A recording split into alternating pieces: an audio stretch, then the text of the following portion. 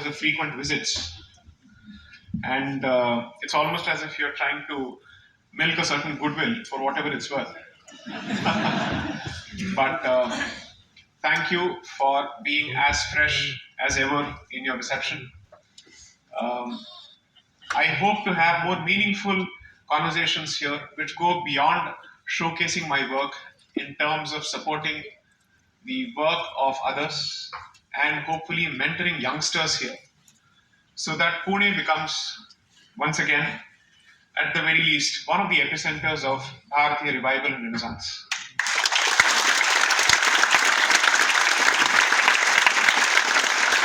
My gratitude to Bharat Vikas Parishad and each of the dignitaries present on the days for agreeing to be present here. Each of them is a titan in his own right. And for them to have agreed to grace this particular occasion to launch the book it speaks volumes of their humility and grace.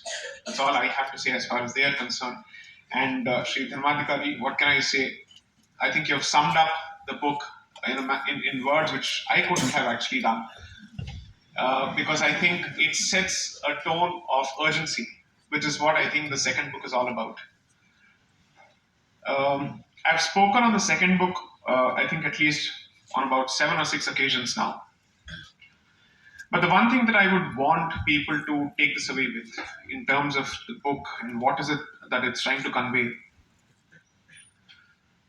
please try, and I do not suffer from any sense of false modesty. I'm not one. Therefore, kindly take this particular suggestion on face value. Ignore the author once you start reading the book. Because then you're going to constantly focus on the individual as opposed to the problem that I'm trying to present. And today, as part of my book tour, I had the opportunity to talk to 2 young students. Both of them were kind enough to chauffeur me around. And the suggestions that came from them in terms of presenting storyboards and flowcharts to actually capture, they're here. Naman and the other gentleman, where is he? So the idea was to try and disseminate the ideas as much as possible. I'm 100% sure that there may be any number of maybe logical, let's say, gaps or inconsistencies in the book. I'm sure that if people were to sit and look for it, they may find some errors of leaps of logic possible. That is why I'm trying to pepper the book with a lot of facts, so that at the very least you have the dots to connect and piece together. And still ask yourself if the big picture that you emerge with once you're done reading the book, is it that far from the big picture that I'm trying to present? There may be some differences in the contours here and there, but is my reading of history that far from what the facts present? In which case, what is the relevance of that particular period and that history to the current situation we live in? That's the question that you must ask yourself. The only request that I would want to make to the young authors and the young members of the audience present here is, try not to make this particular movement and this initiative of any particular individual as an opportunity to deify the individual. This shouldn't translate into creating a cult or hero worship. That's a genuine one, because then you stop looking for inconsistencies in the person's position. You become open to that person. You become, how do I put it, immune to the person's mistakes.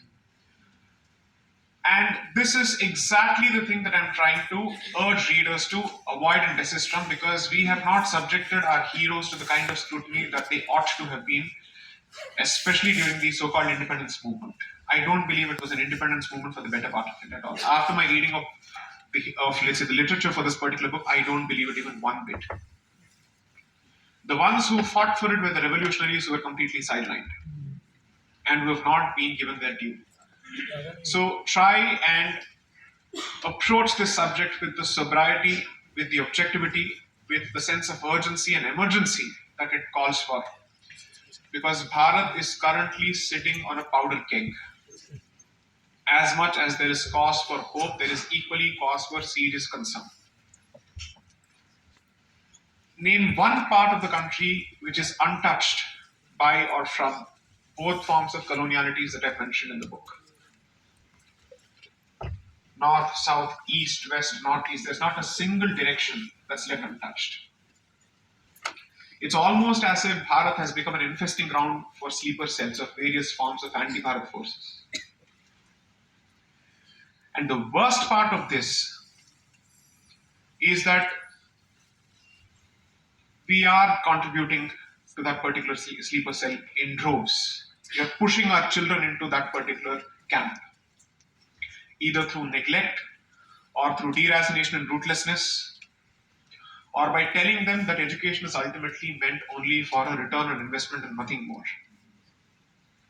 So what is being presented today is merely an acquisition of skill set or survival set, if not even skill set, as education. I'm merely asking you to revisit these notions.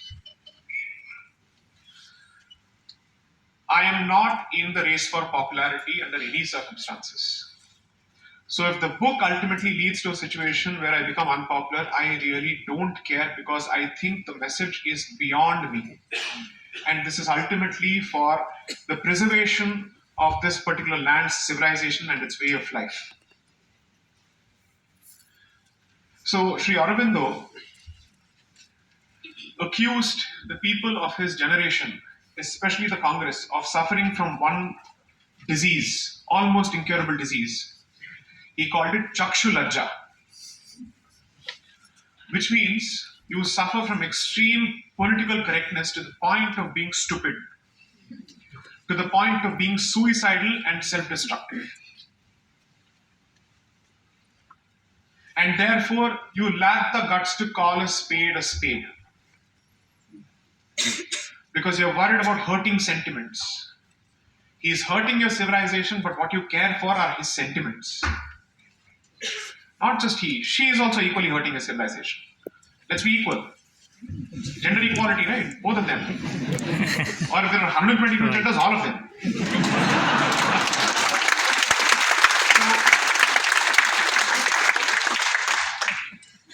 The reason why I think Mr. Dharmadhikari has done justice to the book through a summary is that he has reflected the pain I went through once I entered that bloodbath.